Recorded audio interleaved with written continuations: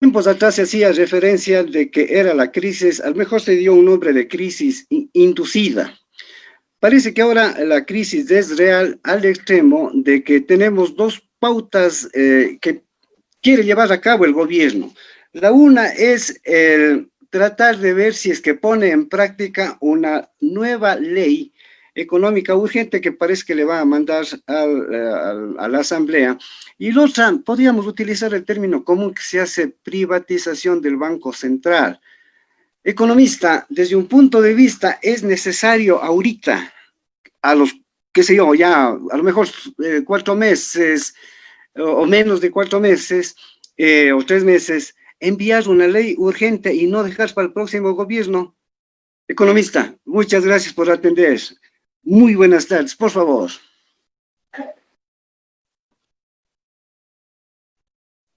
Creo que estoy con el micrófono apagado.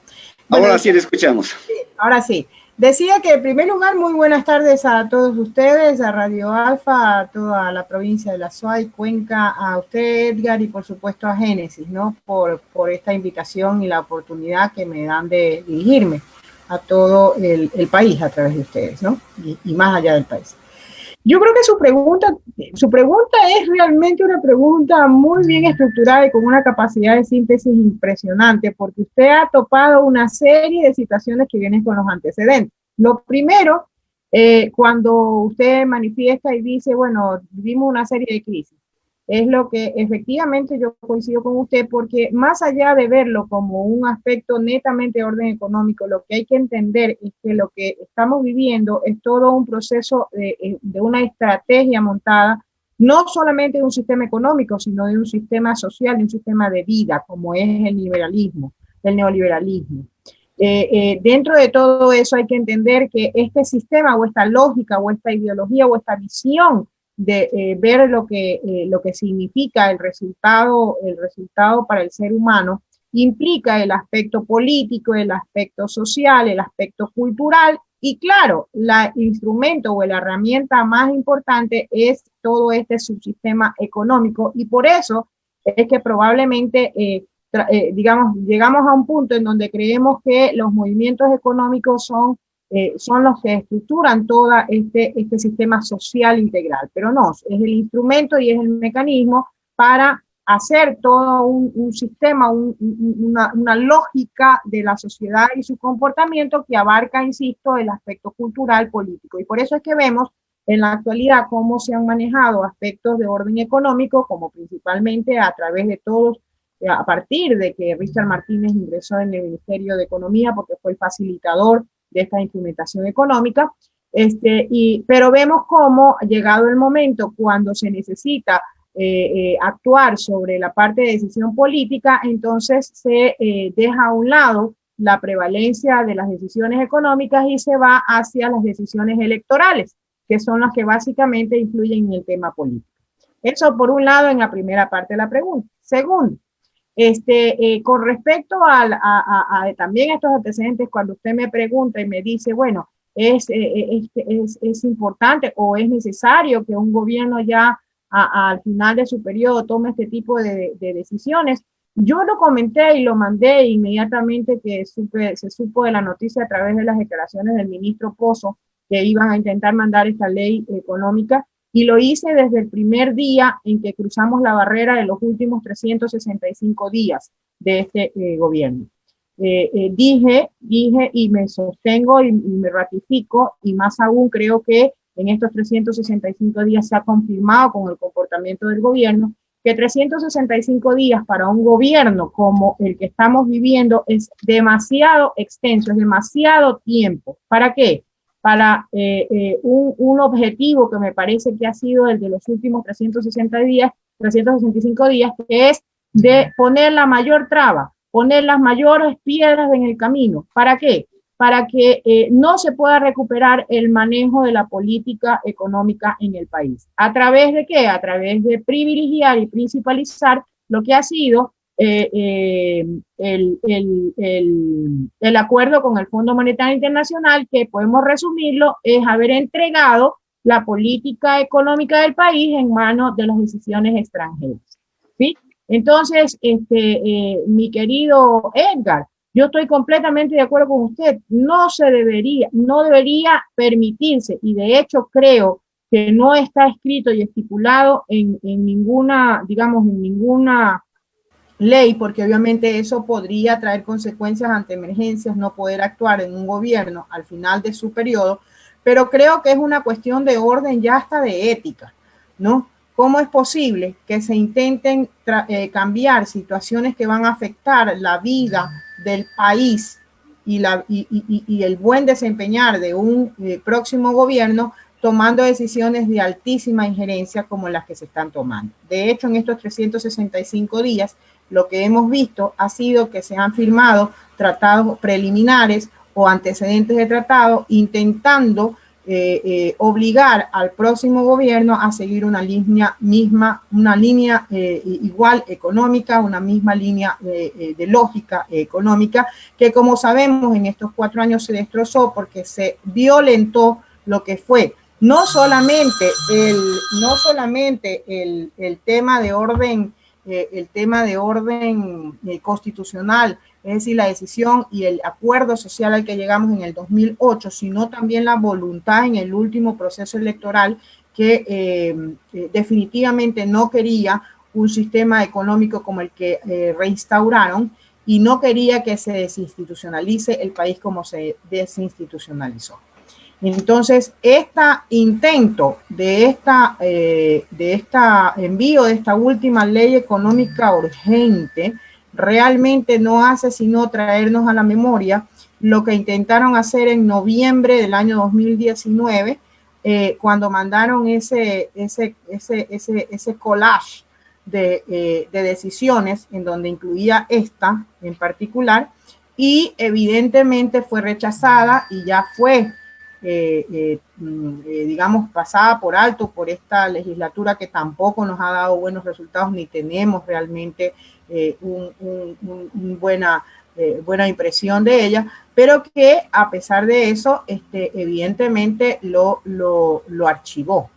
Y definitivamente, usted tiene razón, lo único que hace esa ley es retomar el objetivo implantado por la decisión del Fondo Monetario Internacional y lo que hay detrás del Fondo Monetario Internacional, obviamente, para privatizar, de alguna manera, pongamos las palabras que corresponden, privatizar el Banco Central, que ha sido un deseo y que fue en su momento la forma de proceder de un sistema neoliberal a través del entreguismo o entregar las decisiones económicas en el campo monetario al sector privado y concretamente a la banca.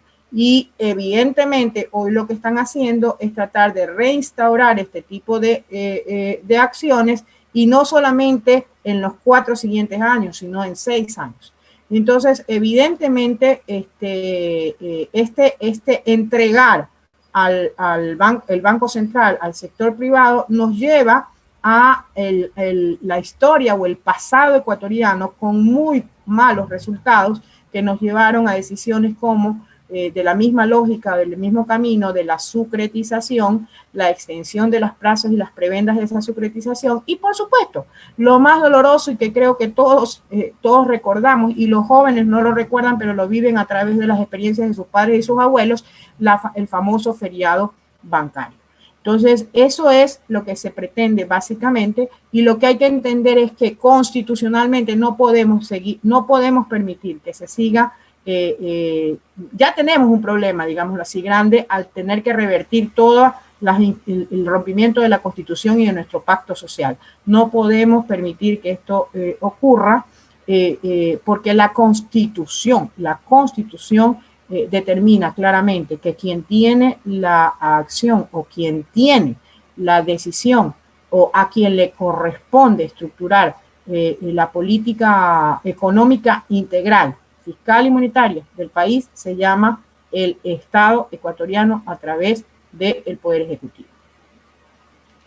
Economista, cuando escuchamos, al menos para mí, privatizar el Banco Central, hacemos referencia de que hay cierto tipo de políticas que tiene que cumplir. No sé si estoy bien: control de la inflación, financiamiento del régimen monetario, a lo mejor impulsar el crecimiento. Uno de los aspectos de al privatizar el Banco Central es cambiar a los miembros del directorio y se hace referencia de que sean, es decir, los dueños del sistema financiero, que ellos pasen a ser, ¿no es cierto?, los que se regulen. Y cuando alguien dice, yo sí puedo regularme personalmente, ahí es cuando yo me cae, o sea, no sé qué decir, porque es imposible que uno mismo se regule. Y le digo, es imposible que uno mismo se regule porque uno tiene un corazoncito bien grande que quiere captar absolutamente todo. Por favor, desde este punto de vista, ¿cuál sería el mensaje si es que pasa a ser administrado por estos nuevos personeros que serían del mismo sistema financiero? Es que justamente el problema fundamental está en eso. El problema fundamental es que usted no puede, como, mire, yo creo que el pueblo lo va a entender de esta mejor manera. Usted no puede poner a cuidar el queso al ratón. ¿Sí? O sea, usted y yo ya sabemos que la filosofía popular es realmente una filosofía que no, es irrefutable, y es irrefutable porque parte justamente de las vivencias, ¿no? Evidentemente, si usted le da la posibilidad a los banqueros que hacen su negocio, que hacen ¿cómo decirlo? O que tienen sus intereses precisamente en las regulaciones del sistema financiero, y le da a cargo que sean los que impongan esas regulaciones, evidentemente no van a tomar aquellas resoluciones que le convenga al pueblo ecuatoriano. Lo que le va a tomar son aquellas resoluciones que le convengan a sus intereses privados. El problema fundamental que hemos tenido con este tipo de sectores es que precisamente adicionalmente han demostrado tener no solamente una cínica y descarada accionar a favor de sus intereses particulares, sino que además tienen un componente de inhumanidad impresionante. Realmente yo diría que es una incapacidad de generar compasión, digámoslo así, por el ser humano. Entonces, y eso lo demostraron en la última situación que vivimos y que seguimos en ella del COVID. ¿Cómo es posible que frente a lo que hemos vivido, la banca ecuatoriana haya logrado, a través de las dos leyes que se establecieron y que pasaron últimamente, que fueron leyes que utilizaron la pandemia para estructurar situaciones a favor de los grandes intereses y particularmente de la banca, cómo es posible que no hayan permitido una extensión o un periodo de amnistía para todos aquellos que tenemos vínculo con la banca ecuatoriana? Y al contrario, lo que hicieron fue provocar y más bien proteger el reclamo digamos, de las relaciones que nadie está negando con el banco, o de los créditos o de las tarjetas de crédito. Nadie está negando la existencia de esos compromisos, pero lo que se privilegió fue que ellos tengan todos sus intereses y sus derechos salvaguardados en contra de los intereses y los derechos del pueblo ecuatoriano.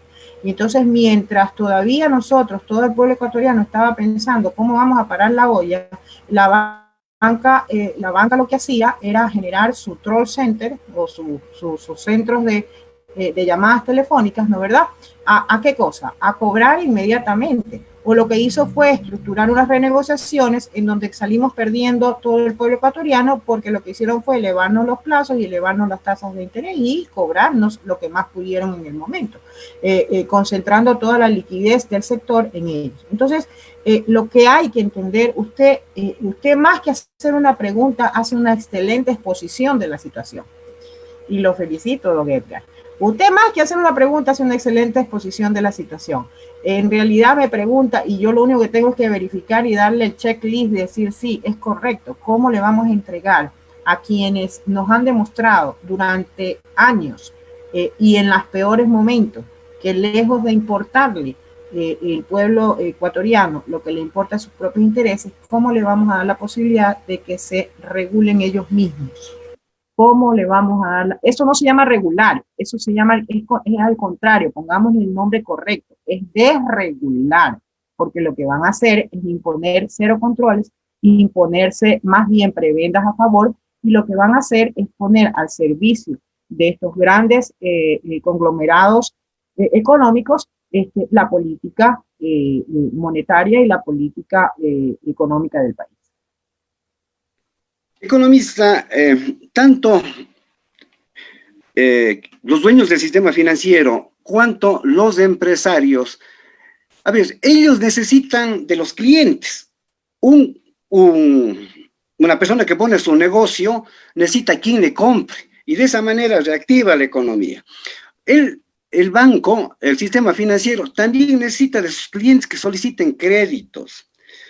Los empresarios sí estarán bien claros que necesitan que los usuarios, la gente común y corriente, tenga posibilidad de comprar y para comprar tenga posibilidades de solicitar créditos. Están conscientes de que si es que están con tasas de interés, por ejemplo, microcréditos que van hasta el 32% tasa activa, versus tasa pasiva, que en el mejor de los casos creo que pagan 4, 5%, y hasta las cooperativas creo que pagan el 8%.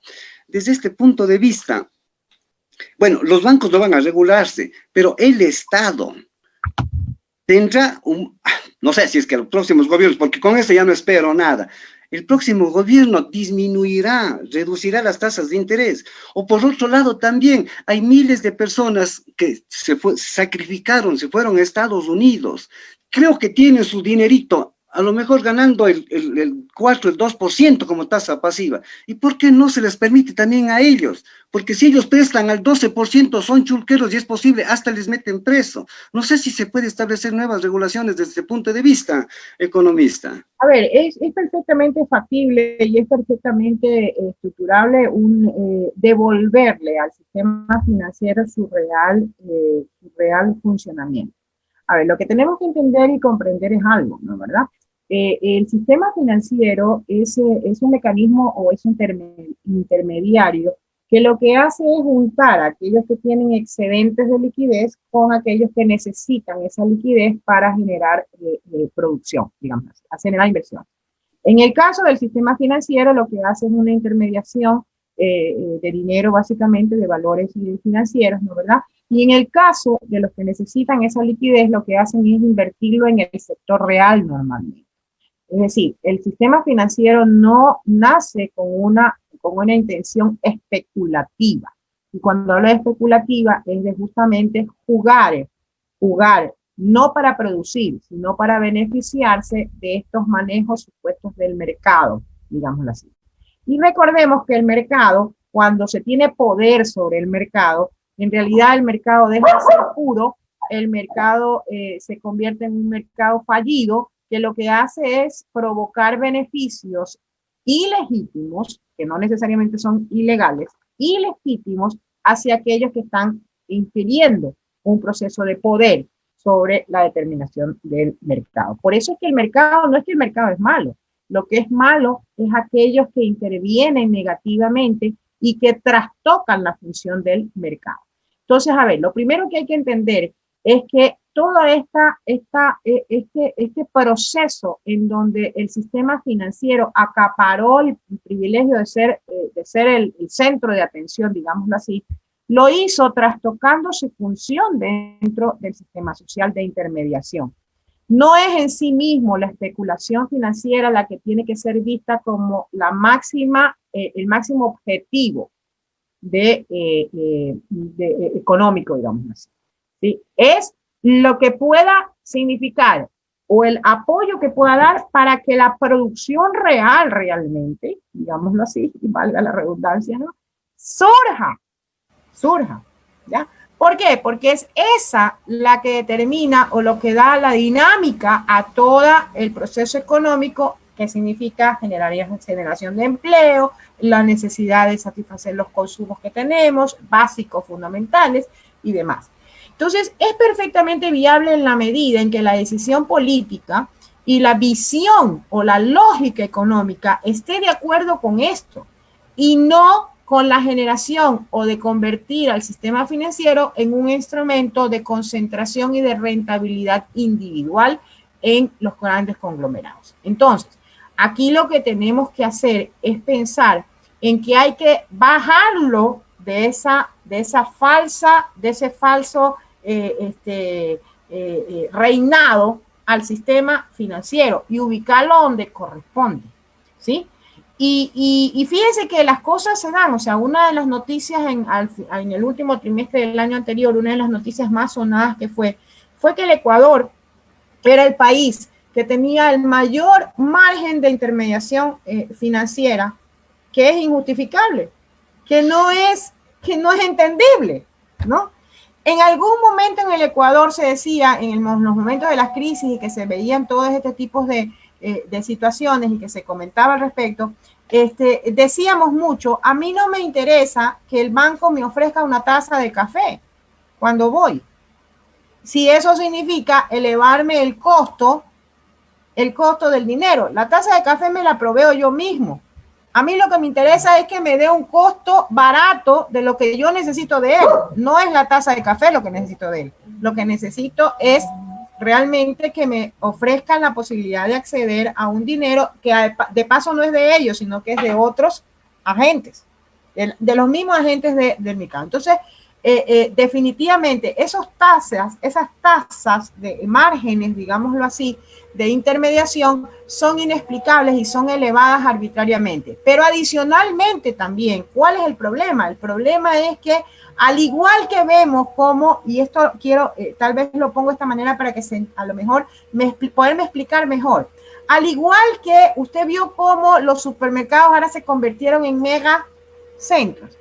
Y usted se acuerda que antes del supermercado usted iba a comprar víveres, ¿no verdad? Y ahora resulta que compra ropa, que compra zapatos, que compra electrodomésticos, o sea, adhirieron una serie de bienes, ¿no verdad? ¿Para qué? Para concentrar aún más, ¿no?, sus posibilidades de rentabilidad mayor. Y eso lo que significó fue ir sacando del juego a muchos negocios porque evidentemente los fortaleció y lo hicieron importante. Bueno, lo mismo está ocurriendo en el sistema financiero. Le adhirieron una serie de supuestos servicios, ¿sí? Yeah. Y entonces monopolizaron más allá de la intermediación financiera con una serie de servicios. Pero ¿qué es lo que está pasando? Lo que está pasando es que de golpe y porrazo, por así decirlo, y a mí me gusta hablar como habla la gente de mi pueblo, ¿no verdad? Y sobre todo aquí, bueno, yo soy guayaca, entonces yo hablo al estilo guayaco, ¿no verdad? Entonces, de golpe y porrazo resulta que una de las mayores formas de incrementar su rentabilidad, este sistema financiero, es a través de la venta de otros servicios, como por ejemplo, el dólar que le están cobrando a los cuentaahorristas y cuentacorrentistas del Ban Ecuador por utilizar los cajeros automáticos del sistema financiero. ¿Y por qué? Porque resulta que cuando el señor Guatet era gerente del Ban Ecuador, supuestamente iba a mejorar la red, la iba a conectar, dice que es la cuestión, y se acabó la posibilidad de cajeros automáticos en Ban Ecuador. Y lo único que pueden hacer las personas que están ligadas a Ecuador es ir a otro cajero, pero resulta que como no es su casa, no está en su casa, digámoslo así, le cobran una tarifa. ¿Y sabe cuánto es esa tarifa? $1 cada vez que usted saca. Ah, pero no contentos con eso, resulta que ponen límite. Y los que no son de esa casa no pueden sino sacar, cada vez que sacan, $100. Es decir, si usted le pagan su sueldo en el Ban Ecuador, y supongamos que recibe $300 con descuentos y todo, qué sé yo, ¿no? Vamos a suponer $300. Quiere decir que usted les tiene que pagar al sistema financiero que le ofrece ese servicio de tener a través de los cajeros automáticos, le tiene que pagar $3.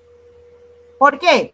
Porque no puede sacar los $300 de una, porque le ponen límite y tiene que sacarlos de 100 en 100.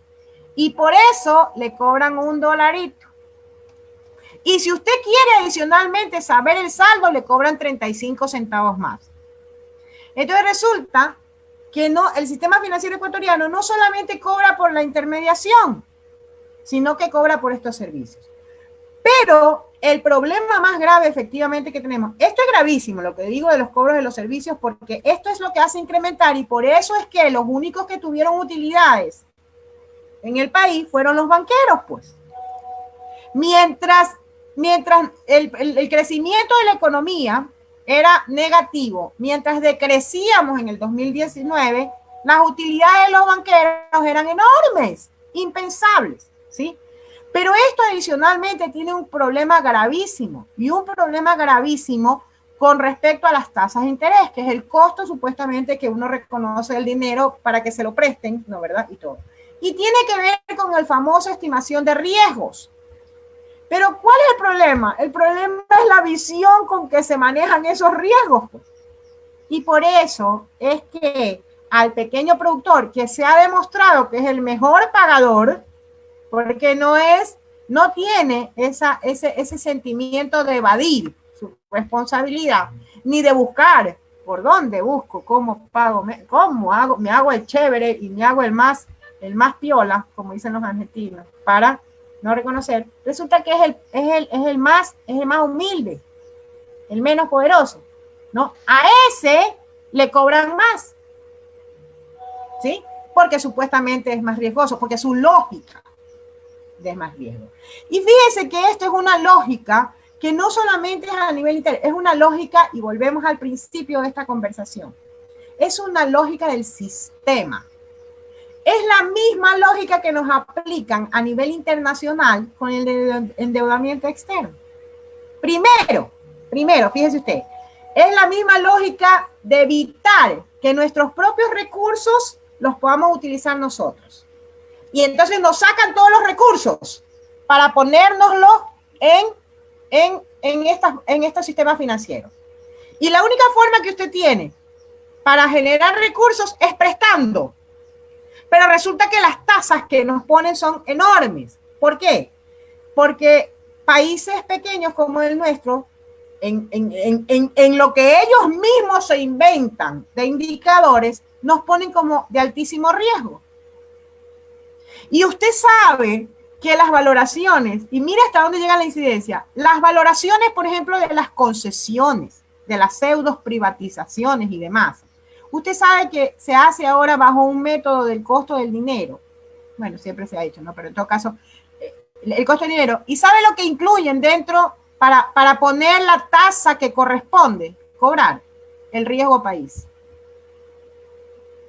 Entonces, sí se da cuenta cómo han estructurado, y esto no solamente es en el Ecuador, es una estructura de un pensamiento y es una estrategia que primero no es coyuntural, se ha venido construyendo durante años a nivel mundial y se ha venido perfeccionando. Y se han venido incluyendo en ellos una serie de instrumentos como la globalización, ¿sí? ¿Por qué? Porque ya tuvieron un límite en sus fronteras, entonces había que coger las fronteras adicionales. Y en el momento en que cogían las fronteras adicionales, tenían que buscar socios estratégicos, y por eso es que hay un grupillo pequeñito en cada nación que son los beneficiados.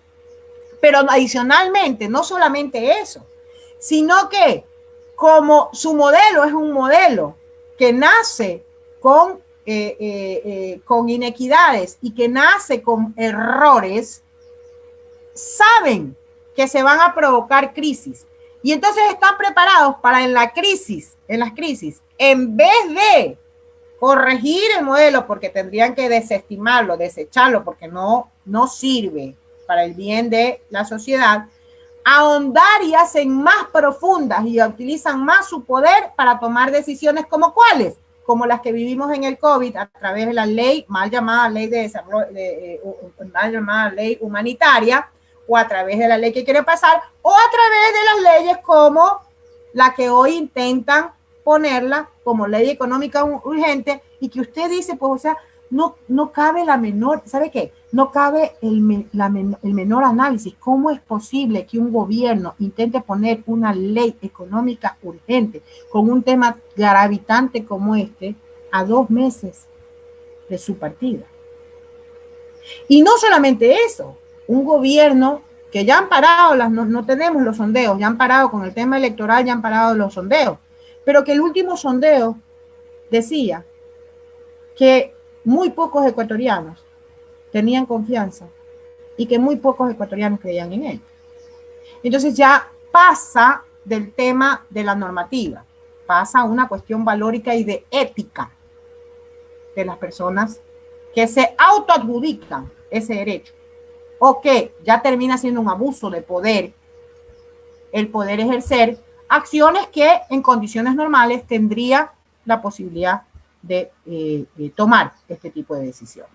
Eso es lo que yo personalmente percibo y analizo del tema. Economista, es ciertísimo, sistema financiero es bien crítico. Por ejemplo, tarjetas de crédito, una sola llamada, por decir, te pasaste del tiempo de pago, ya te cobran 7 o aproximadamente a los $8. Es decir, vas, haces un depósito, te cobran absolutamente todo. Bien, estamos en eso, esperemos que no pase. No sé si podríamos anticiparnos, economista, a esta posible ley de emergencia. ¿Qué es lo que pretende el gobierno? No sé si tendríamos la posibilidad. Digo lo positivo y negativo, pero para la mayoría poblacional, porque si es positivo para alguno, es negativo para el otro, al menos desde mi punto de vista, ¿no es cierto? Al menos cómo saldríamos afectados la mayoría de la población, ¿no es cierto? Porque me imagino que el gran empresario, los grupos, a lo mejor grupos extranjeros, ellos sí van a poder tener capacidad de seguir incrementando sus patrimonios. Por favor.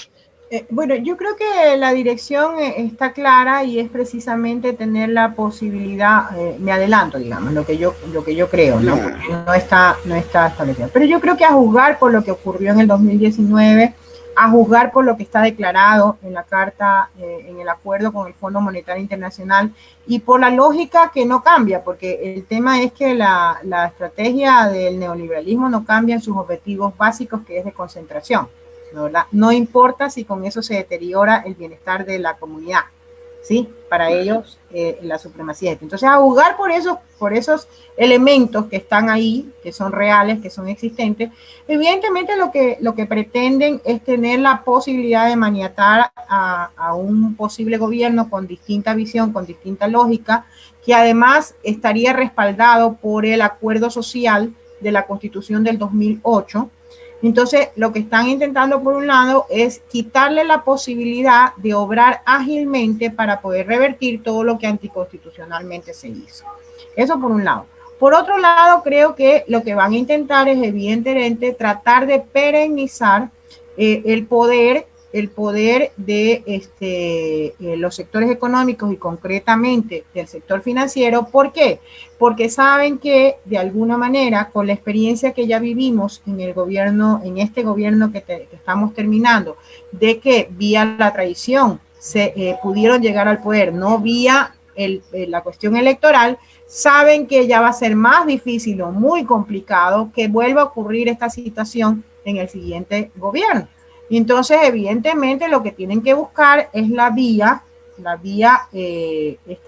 vía de formalización para poder continuar con las posibilidades de tener las decisiones de política económica y política monetaria en particular. Recuerde usted que no solamente es llegar al poder, sino tener el poder. Entonces, ellos lo que están haciendo es en la lógica de siempre, bueno, ya, no llegamos al poder, que sería lo ideal, pero vamos a mantener un grado de poder a través de estas acciones, que sería evidentemente un poder determinante, porque el sistema económico, la parte económica es determinante para el reflejo de los resultados del bienestar ecuatoriano. Y en tercer lugar, creo que es la posibilidad que tienen, no solamente para mantener las circunstancias o lo que ya hasta el momento han desinstitucionalizado en el país, sino para aumentar en términos de seguir con una desregularización, porque en realidad no es que han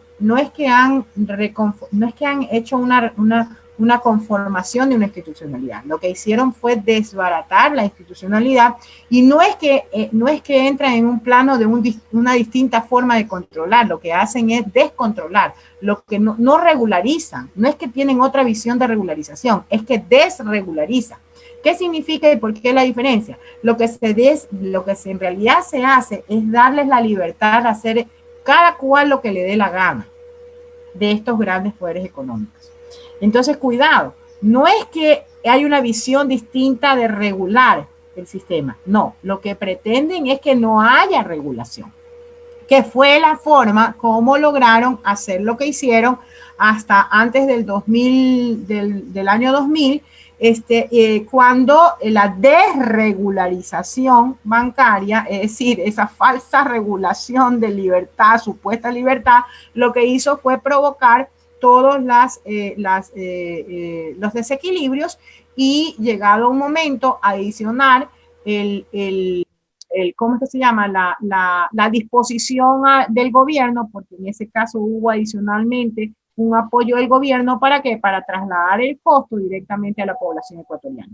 Igual que se hizo en la sucretización. Recuerde que ¿qué fue la sucretización? La sucretización fue decirle lo que debe el sector privado, ahora lo va a deber el sector público. Supuestamente el sector privado tenía que responderle al sector público. Pero inmediatamente que se hizo, un gobierno como el gobierno social cristiano, lo que hizo fue ampliar los plazos, les fijó la tasa de interés en niveles infinitamente menores a lo que estaba la tasa de mercado. Lo que hizo fue congelarles la tasa de cambio, le congeló a $100 por dólar. ¿Sí? Entonces, entiéndase esto, ¿no? Entiéndase que es trasladar, o mejor dicho, que toda la población ecuatoriana pague los beneficios, las prebendas y las diversiones, digámoslo así, o el buen vivir, digámoslo así, de un sector muy reducido de la población. Usted sabe que en la sucretización, en realidad se benefició, única y exclusivamente se benefició al 0.18% de la población de ese entonces. Es decir, más del 98% de la población de los ecuatorianos pagamos lo que disfrutaron el 0.18% de la población. Esa es la lógica. Esa es la lógica. Eso es lo que tratan de mantener. Y lo que es peor, fíjense que una de las cosas interesantísimas que hay que analizar, y por eso es que yo hago énfasis entre la diferenciación de lo que es legalidad con ilegitimidad. ¿Sí? Una cosa es la ilegalidad y otra cosa es la ilegitimidad. ¿Por qué? Porque una de las mayores estrategias que ha tenido esta gran estrategia universal neoliberal ha sido asirse precisamente del poder político, que no solamente es del Ejecutivo, sino también del Legislativo, para preparar el camino, que es lo que yo llamo, y estructurar leyes que no hagan ilegal el tema, pero que nadie, y que no den paso a cuestionar la ilegitimidad. Y por eso es que yo siempre recuerdo y digo que en este gobierno tuvieron el ojo de convocar yo creo que al mayor exponente de esta forma o esta estrategia de estructurar las cosas, que fue Julio César Trujillo, que lo hizo en la Constitución de 1998, cuando en la disposición 42ª, no me acuerdo exactamente el nombre, pero lo hizo en la disposición 42ª, ¿qué es lo que hizo? Permitió la posibilidad de lo que luego sucedió, que fue el feriado vacal. Entonces lo que hacen ellos es primero digamos, preparar el camino para que no sea ilegal.